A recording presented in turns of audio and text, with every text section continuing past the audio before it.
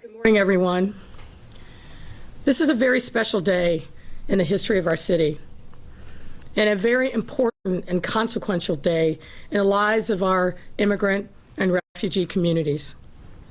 In just a moment, with the stroke of a pen, our updated Welcoming City Ordinance will be codified into law, closing a long journey to fulfill Chicago's promise of being a more open and welcoming city for all of our residents. A journey that started when Harold Washington was mayor. And in doing so, placing us squarely as a national leader in protecting the civil rights and human rights of our immigrant and refugee communities. Last month, when the City Council passed our updated Welcoming City Ordinance, I said, it's time.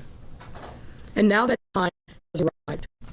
And that's thanks to the tireless work and dedication of so many individuals. And I'm here to identify and thank as many as I can. Like Fasika Alem, Programs Director at the United African Organization, one of many advocacy groups who champion this effort. And Carina Ayala Bermejo, Chair of the New American Advisory Council, and a longtime advocate for immigrant and refugee rights. The original sponsors of this ordinance, and most recently, individuals like Alderman Carlos Ramirez-Rosa, my home alderman, the measure's current chief sponsor, who's been a tireless advocate for this moment to happen and for these carve-outs to be gone.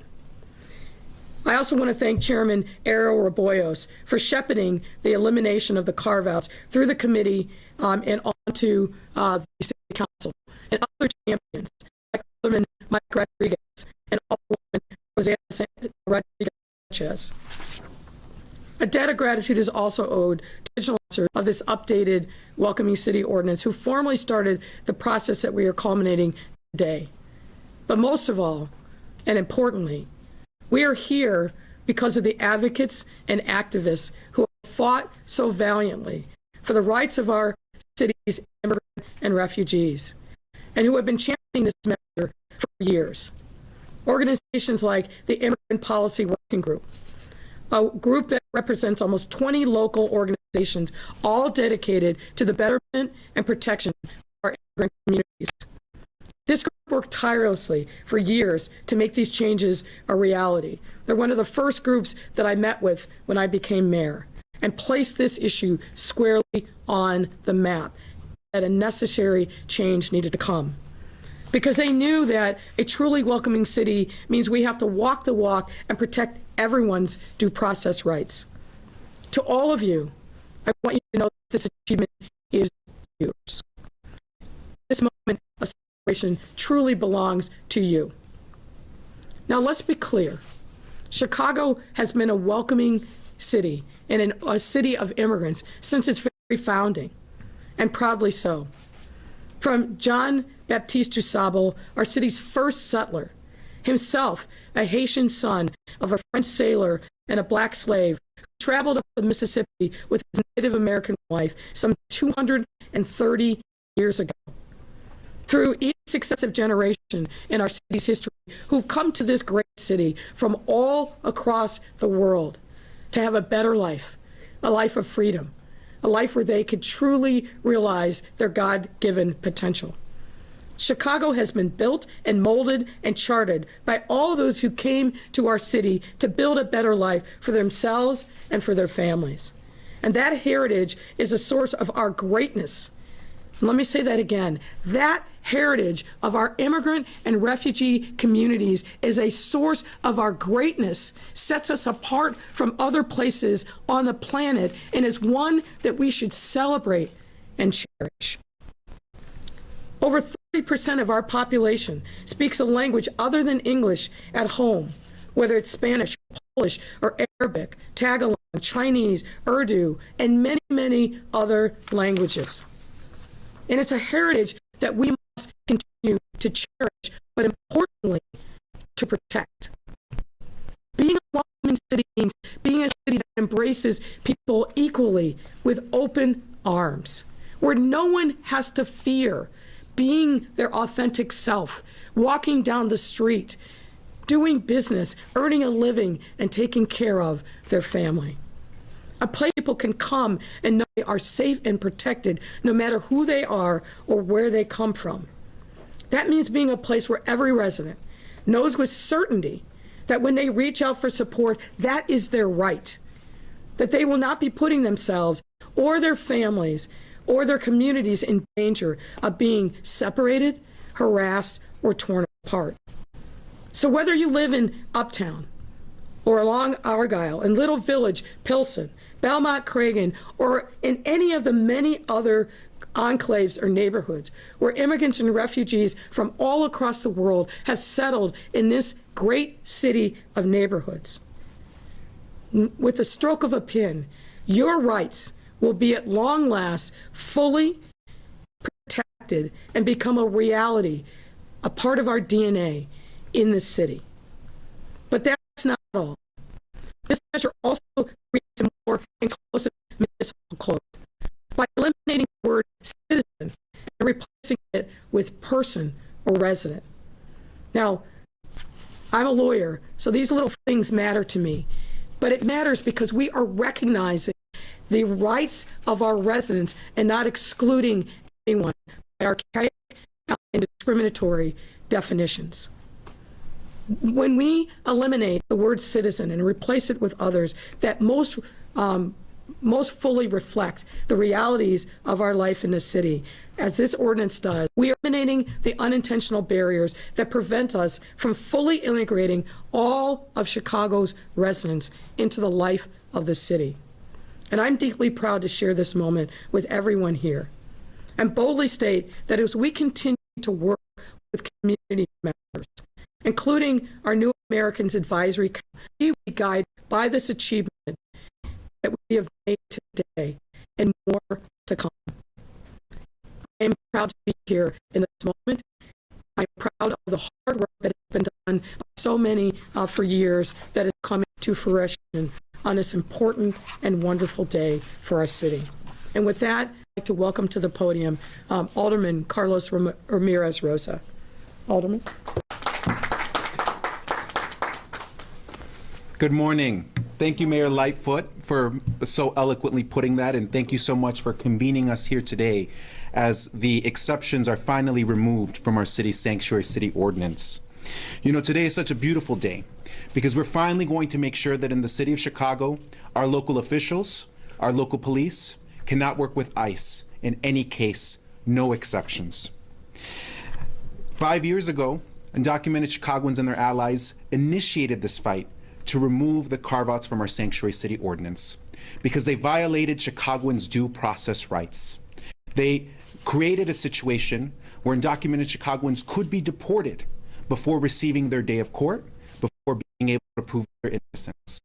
And they created a situation where people could be criminalized and deported as a result of being listed on the city's gang database without any option to remove themselves or to appeal their inclusion on that list.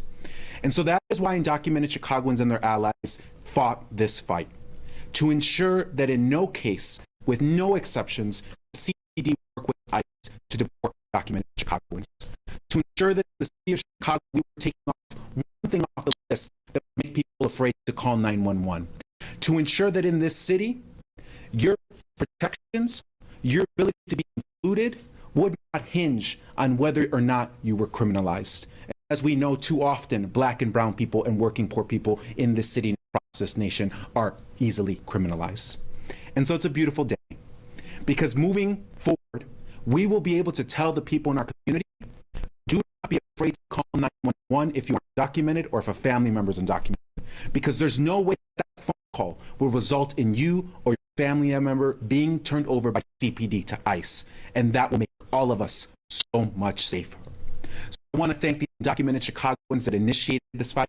I was so proud to join them in 2017 in first introducing these amendments to the Welcoming City Ordinance. I want to thank Mayor Lightfoot for working so diligently and so hard with our community to get us to this point, to Chairman Aroboyos, to my colleagues and my main aldermanic co-sponsors, Mike Rodriguez and Alderwoman Rosana Rodriguez Sanchez. Today is a beautiful day. Today we're just a little bit safer. There's so much work to be done, but we're going to be happy this day, and we're going to focus on this account, and we're going to continue to work towards everything that we can do to protect everyone, whether they're immigrant, whether they're black or white, regardless of what neighborhood they come from. Very quickly en español voy a decir que hoy día es un día muy bonito porque finalmente se va a realizar ese cambio para asegurar que la policía de la ciudad de Chicago no puede trabajar con inmigración en ningún caso, con ninguna excepción. Le quiero dar gracias a la alcaldesa Mayor Lori Lightfoot por haber unidonos aquí hoy día para ver este acta hacerse ley. Esta fue una lucha por 5 años liderado por inmigrantes indocumentados que decidieron que en nuestra ciudad no íbamos a dejar que algunos de nuestras familias no tenían las protecciones de santuario aquí en esta ciudad. Ellos lucharon y por esa razón estamos aquí hoy. Un día muy bueno y nuestra comunidad va a tener un poco más seguridad de hoy adelante. Gracias. Thank you.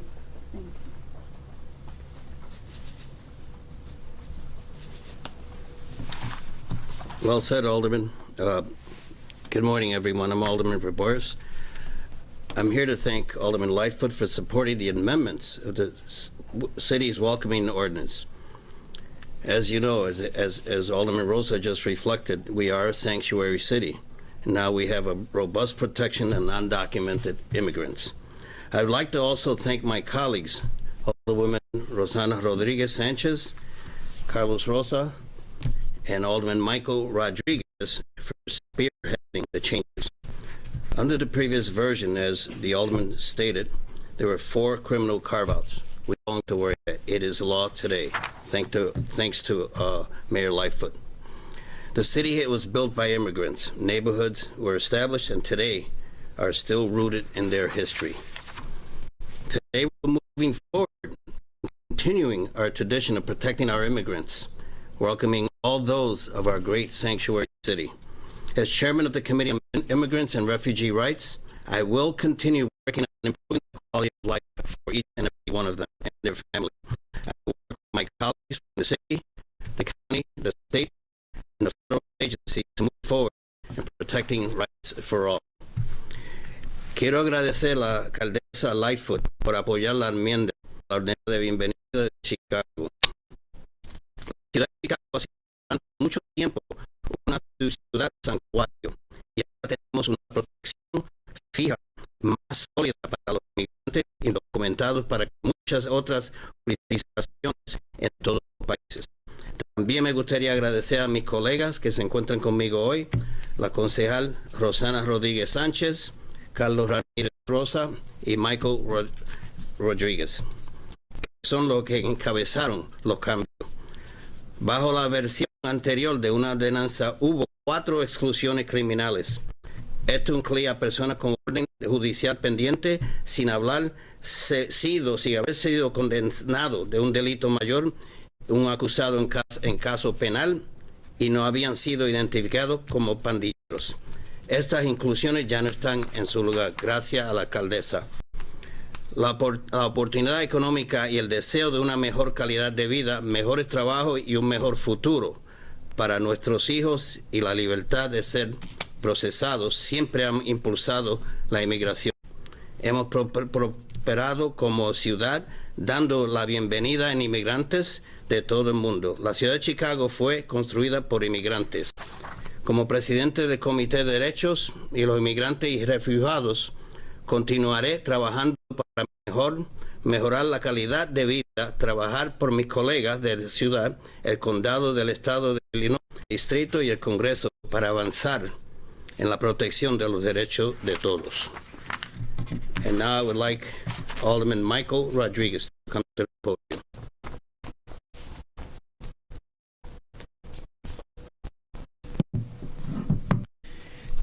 Today is a wonderful day. Today, our mayor signs amendments to our welcoming city ordinance. Those amendments will do three things.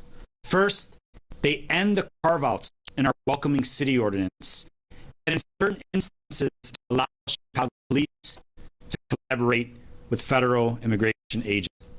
Secondly, this policy, the amendment to the welcoming city ordinance, creates a more inclusive city code where the word has been replaced by individual or person. This matters to communities.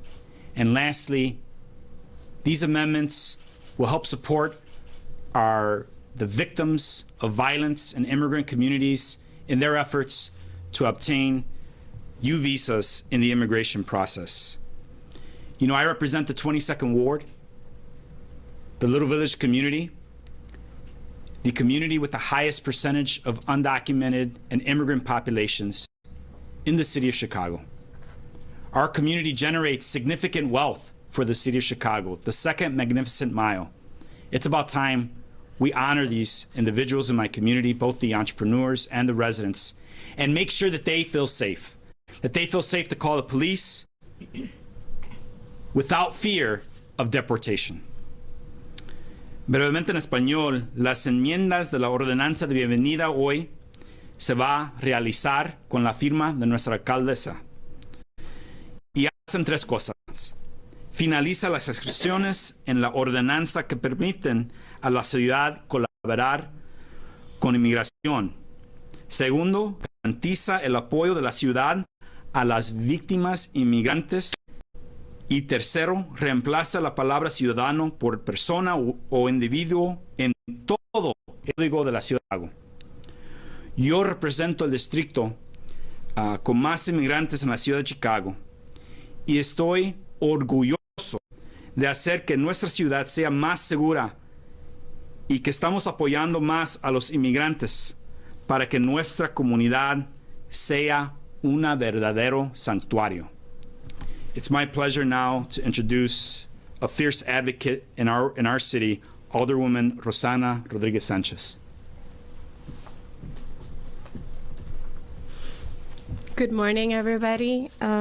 Today, all of us in Chicago feel a little bit more human because that's the direction in which we have moved with the passing of the Welcoming City Ordinance and the removal of the carve-outs that kept some of our undocumented siblings from having due process, the ability to have due process, something as simple as that.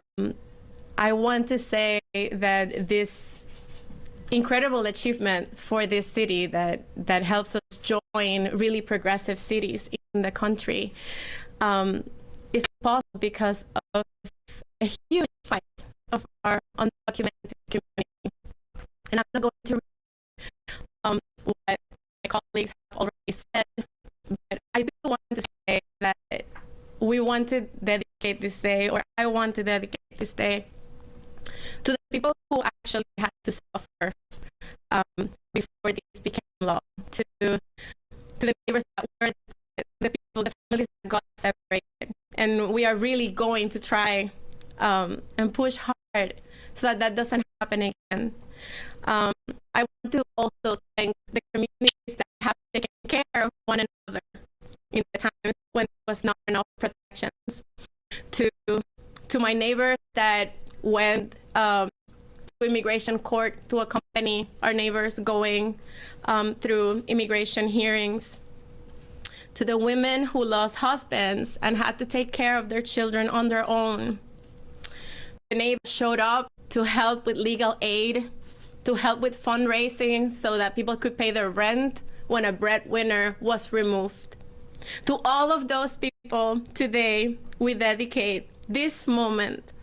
And we are so happy that we all live now in a safer Chicago for our undocumented siblings. Rápido en español, hoy es bien bonito, estamos bien contentos de que podemos dar la ordenanza que convierte a Chicago en una ciudad santuario con más protecciones. Queremos dedicarle este momento a las familias que se quedaron separadas, a las mujeres que perdieron esposos y tuvieron que hacerse cargo de sus hijos solas, y a nuestras nuestra comunidad, que se protegió mutuamente, que fueron al arte a acompañar a hermanos y hermanas indocumentadas cuando necesitaban compañía, a las personas que ayudaron a recaudar fondos para ayuda legal, pagar renta, para pagar comida, a toda la gente que ha estado ahí para nuestros hermanos y hermanas inmigrantes indocumentados. Este momento es posible porque Chicago ama a su comunidad inmigrante y vamos a seguir luchando por ello. Gracias.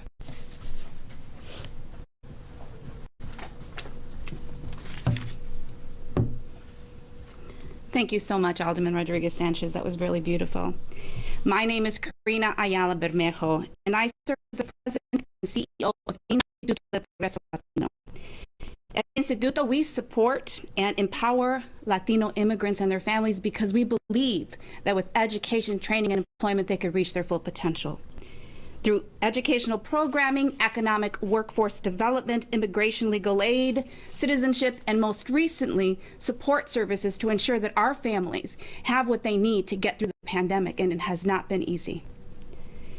I'm also the current chair of the City of Chicago's new Americans Advisory Council. As an undocumented immigrant, as a naturalized citizen, as a daughter of parents who became citizens, as a lawyer, as a leader that serves immigrant communities, this moment is so remarkably special. It's an honor to be here with you today as we sign into law Chicago's most progressive immigration law in recent history. The Welcoming Ordinance, amendments are beautiful, as everyone stated. It's a culmination of the voice of undocumented immigrants, common of writ of our community organizers, our established community organizations, those who have always pushed our very supportive legislators to protect our immigrant community, and elected officials committed to the very most marginalized residents. It's a true collaborative victory led by the undocumented voice. Thank you to the Immigration Policy Working Group for your commitment over 5 years, especially now in the light of the ongoing struggles to keep our communities safe during these constant attacks from federal authorities. Because of your work, Chicago can feel safe, that our immigrant communities can go to sleep without fear of their doors being knocked down. They can live without fear that contact with law enforcement will affect their legal status and ability to remain in this country. I especially want to thank Mayor Lori Lightfoot for prioritizing the welcoming city ordinance amendments and being a super strong ally for so many years of our immigrant and refugee communities here in Chicago. As our immigrant and refugee communities heal from the chilling fear induced by Trump and that xenophobia and cruel policies, we look forward to this new chapter. And let's take a breath on this sunny day. It is a new day. It is a new chapter. Signing these demonstrates to our community we're determined to keep pushing proactive immigration policies that support and the integration and inclusion of all of our immigrant neighbors who helped build this nation, who helped build this city. You know, I think of my father as a steel worker who helped build the most magnificent skyline. And today for me is really personal. It's a beautiful culmination of their dreams and their journey. And it's a reminder that our work is not over just because Trump is out of office. Today symbolizes a shift in our work. And I'm excited, along with Mayor Lightfoot and the team through the New Americans Council, that we're going to continue to elevate Chicago and its stance as America's most welcoming city. We look forward to collaborating on efforts to improve the lives of Chicago immigrants and refugees and build a healthy and safe and, most importantly, welcoming city. Thank you for this honor. Allow me to introduce a colleague, a superhero in her community, Fasika Alem.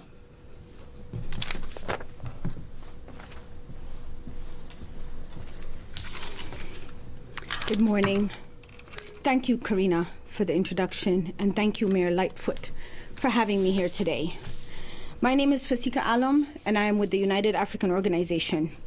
UAO is a coalition of African community-based organizations that promotes social and economic justice, civic participation, and empowerment for African and other Black immigrants and refugees in Illinois.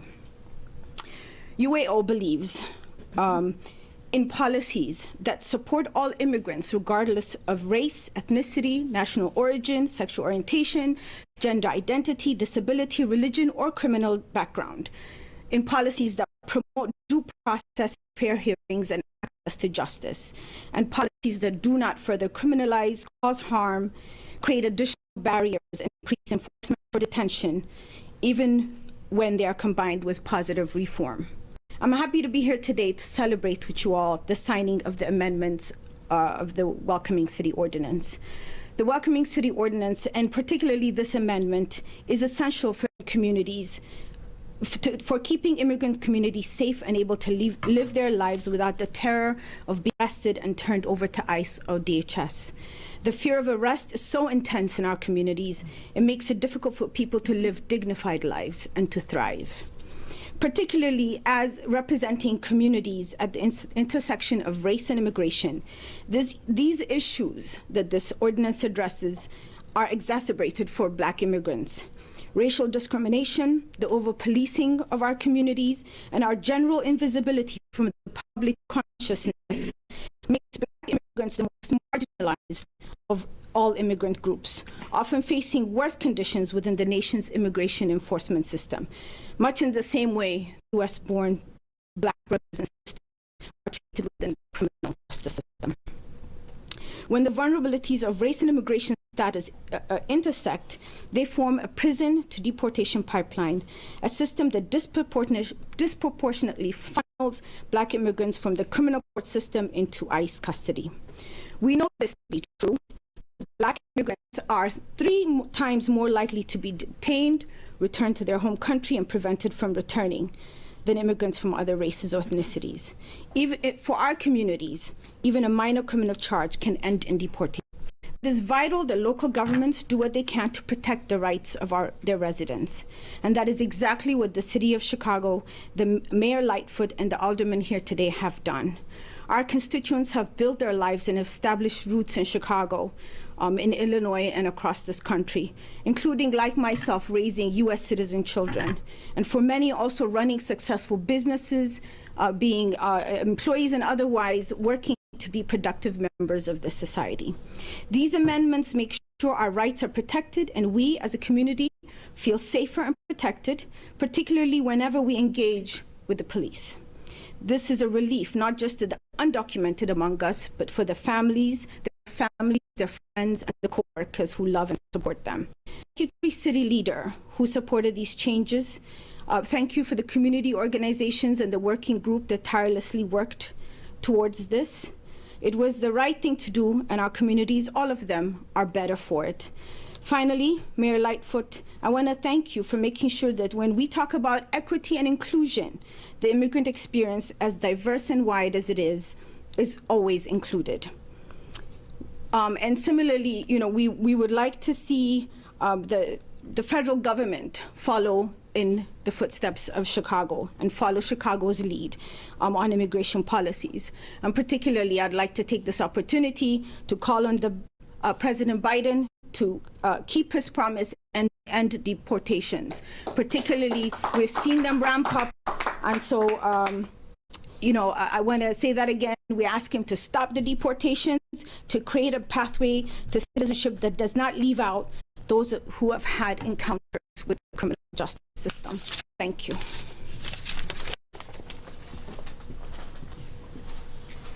And now it's time for signing.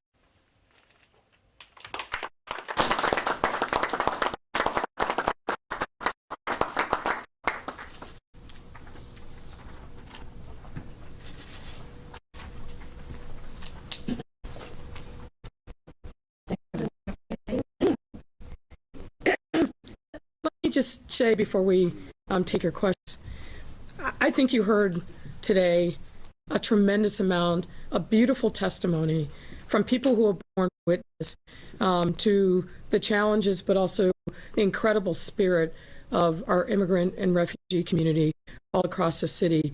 Alderman Rodriguez Sanchez, I think, really brought this point home. This is the right thing to do. It's the right way for us to reflect who we are and our values as a city, but it's not just a good, feel-good policy. It is something that affects the real day-to-day lives of people in our city who are just here trying to live their lives, support their families, and really realize the potential that this great city has to all of us. So this is a wonderful day, as people have said. It's an important day for all of us. And again, this journey isn't over. This is an important milestone, but there's more work to be done. So I'm happy to take your questions. Mayor, of course, there are those who did not support the ordinance, and they have raised questions, including, and several people are asking me to ask you this, those who are worried that this move will perhaps benefit those with criminal backgrounds rather than benefit those who are law-abiding. I've heard that argument, but to me, it's a complete red herring. Let's be clear. I signed an executive order some time ago that actually memorialized the things that are now reflected in the city code, and we haven't seen that happen. You know, every time we do something to help the people in our community that are most vulnerable, there are always going to be those who are critics and raise the specter of some horrible thing happening. That's not who we are as a city, and more importantly, there's no evidence that somehow immigrants or refugees commit more crimes than people who were born here in this country. That is just a bogus argument that has no bearing in fact. And what I do know is that when I came into office, met with the working group, I can remember being in a conference room down on 2 with Alderman Rosa and a lot of other people that were gathered around, and we made a commitment that we were going to end these carve-outs as quickly as we could. As you recall, we were in litigation with the Trump administration, fighting them on a number of different fronts. But I remember not only that moment, but one that comes back to me over and over again when I think about this. It was the summer of 19, and I was out at part of the summer jobs program down in the back of the yards neighborhood, and came across some teens and preteens, mostly girls, talking to them about the summer jobs program and the opportunity that they were going to have. They were focused on painting a mural on a local building. And when I talked to them about the thing that was most on their mind, it wasn't about the thing that most 12 and 13-year-olds care about. It wasn't about the task at hand of designing and painting a mural. What they were worried about was their families. They were worried about whether that day would be the day that they'd come home to an empty household while the father, their grandparents had been deported. I will never forget that as long as I live. The fear that was in the eyes of those girls, it was horrifying to me. Children the same age as my daughter, who didn't have the luxury of being children because the fear that hung over them, because of fear of the way in which ICE had been weaponized to terrorize them, with the president using his incredible platform and bully pulpit to bully, demonize with xenophobic, horrible rhetoric, and that in no way resembles the real lives and experiences of immigrant and refugees, not only here in Chicago, but elsewhere. So when I think about this moment, I think about those girls that I met, and I hope that it gives them a measure of comfort that they can be safe in this city. Talk about immigrants and undocumented. Will undocumented immigrants be offered the vaccine, the COVID vaccine? Yes, they have been, and they have been taking it. We are Protect Chicago Plus initiative that goes into the 15 neighborhoods in our city that have been most hardest hit by the pandemic and the virus. We don't ask citizenship status. We welcome everyone because we know that this disease doesn't discriminate on the basis of citizenship, and that we need to bring everybody into care and give them this life-saving vaccine. Will you be asking or requiring CPS employees to be vaccinated? So we are offering vaccines to all CPS employees, and that work has been ongoing, and many of them were getting vaccinated even before the formal programs were offered. So yes, we will be offering it to all CPS employees. A requirement. Employment. It's not a requirement for employment for everyone, but we certainly want to encourage everyone to take advantage of this life-saving vaccine. So then some will be required. You No, said that's not what I said. Requirement for everyone. That's what I said is we will be offering it to all CPS employees, teachers, cafeteria workers, janitors, and so forth. But it is not a condition. Now, if you look at the agreement that we reached with CTU, if someone is offered the vaccine and chooses to take, and they are not otherwise subject to an accommodation, there's a process for addressing that. But our hope is that everyone who's given the opportunity to take this vaccine takes advantage of it because it's truly saving lives. And it's one of the things that I know that teachers and other people within CPS were most concerned about. So we are been partnering with Walgreens, and CPS has stood up its own pods. I think four of them that have been stood up so far.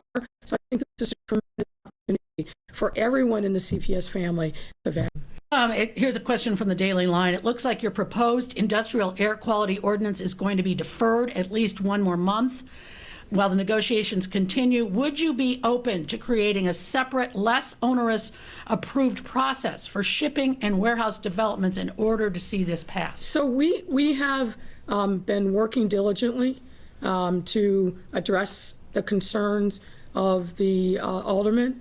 And we had a lot of, I think, very productive conversations over the course of the weekend and yesterday.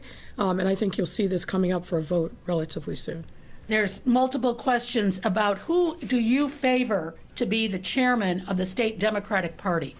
The person who is going to take advantage of this opportunity and to really transform the party. I think that this significant transition gives the party leadership an opportunity to really, I think, address what I've heard from a lot of the members, which is we need to make sure that we're building a pipeline for young talent. We need to rejuvenate the young Democrats, both in Cook County and across the state. We need to make sure that we're using the most effective tools to reach folks, particularly using, I think, the best digital outreach tools that there are. So I think that this really is a tremendous opportunity. I love both Robin Kelly and Michelle Harris. They are both my friends. They have both supported me.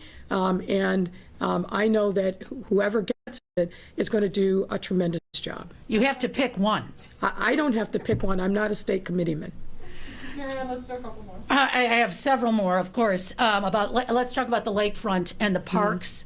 Why today? Is today a good day to open up the lakefront? And some wonder, might they fall into the frozen lakefront? Should they be taking a walk down there? And what took you so long? Well, it's not just today. This has been a conversation and a process that we've been talking to residents and particularly aldermen whose wards touched the lakefront. This is something that really was kind of generated organically from them.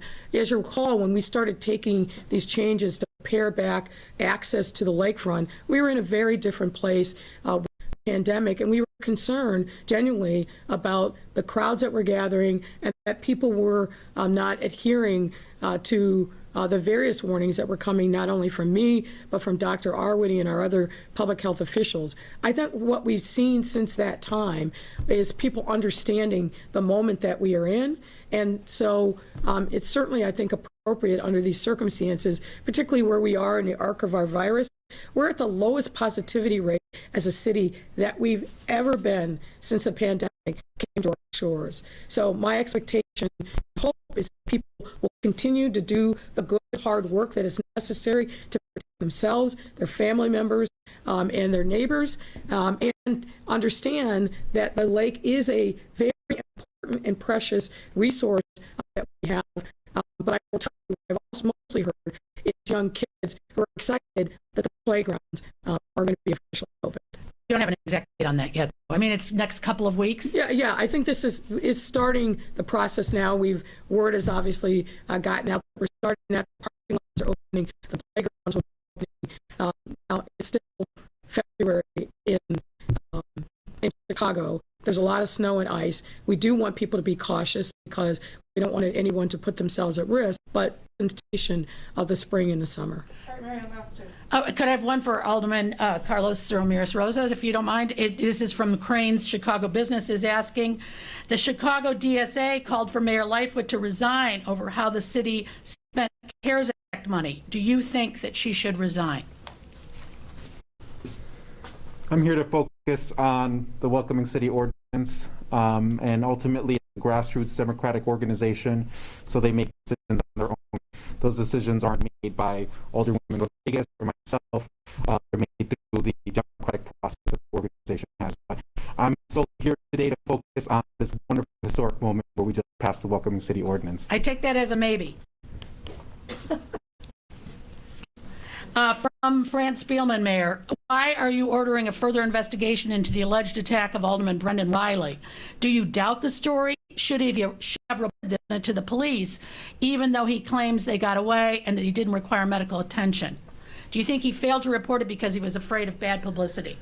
Well, I wouldn't say that it's a further investigation. There wasn't any investigation. I learned of it for the first time yesterday from news reporting. And of course, we want to do an investigation. We want to make sure that, as any resident who has been the victim of any kind of battery or assault, we have an obligation to investigate it. It's pure and simple. Obviously, because of his position, I want to make sure also that he wasn't targeted. So an investigation is appropriate, and that's what's being done.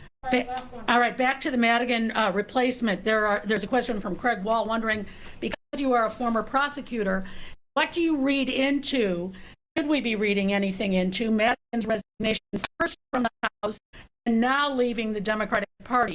Could the feds be closer to naming him, besides being public official A, in a more indictment kind of way? Well, I'm paraphrasing Craig there. That's speculation on top of speculation on top of speculation. I'm not going to go there. Look, former Speaker Madigan gave, I think, a very lengthy and fulsome statement upon his resignation from the House of Representatives, and similarly last evening on his resignation from the head of the Democratic Party. I think that speaks for itself. I'm not going to try to put myself in his place to speak for him. I never do that with anyone, and I'm not going to speculate about where the government may or may not be regarding their investigation. As I said before, I think with this pretty significant changing of the guard, it gives us a tremendous opportunity to make sure that the Democratic Party is relevant to the moment in supporting candidates and building the infrastructure to support candidates up and down the ticket across the state. And I'm confident that the party will be in good hands. I know both of these women well. I like them greatly. They are personal friends. And I think that there's a lot of work that needs to be done from what I'm hearing from Democrats all across the state. And now, no time like the president to dig in and get it done. Any insight as to whether John Lausch will be gone on Friday or whether he will stay? Well, look, my sincere hope, and the thing that I have said to the White House, is it makes zero sense for John Lausch to be replaced. John Lausch has done a yeoman job. I've known this man for 20 plus years. I've worked with him. I consider him a personal friend. He has done a tremendous job, been a great support for the work that we are doing, particularly around violence in the city. To replace him at this time, I think puts our city at risk. And here's the reason why. Even if there was a specific candidate that's named today to replace him, that person's not going to go through the gauntlet of the background checks, getting on the Senate Judiciary Committee's docket, and being voted by the full Senate any sooner than probably September or sometime later. We can't be without a permanent head of this office as we head into the summer months when things are most challenging. That makes no sense. I've been very, very clear with folks at the White House that this is not the time for that kind of change. I understand it's customary. All the U.S. attorneys and at the pleasure of the president, but we need to be smart and prudent about it. There's no reason that John House should step aside and fully confirm replacement. And let's be clear, this is an office that has never had a woman or a person of color. And I want to see that tree changed and make sure that the next person fully represents the diversity of this great city. But let's do it in a way that doesn't make us less safe. And changing him now, putting in an interim who obviously is going to be constrained in what they do as we head into the summer simply makes no sense. Time to wait. Let's get somebody through the process, fully confirm, and then the appropriate position can happen.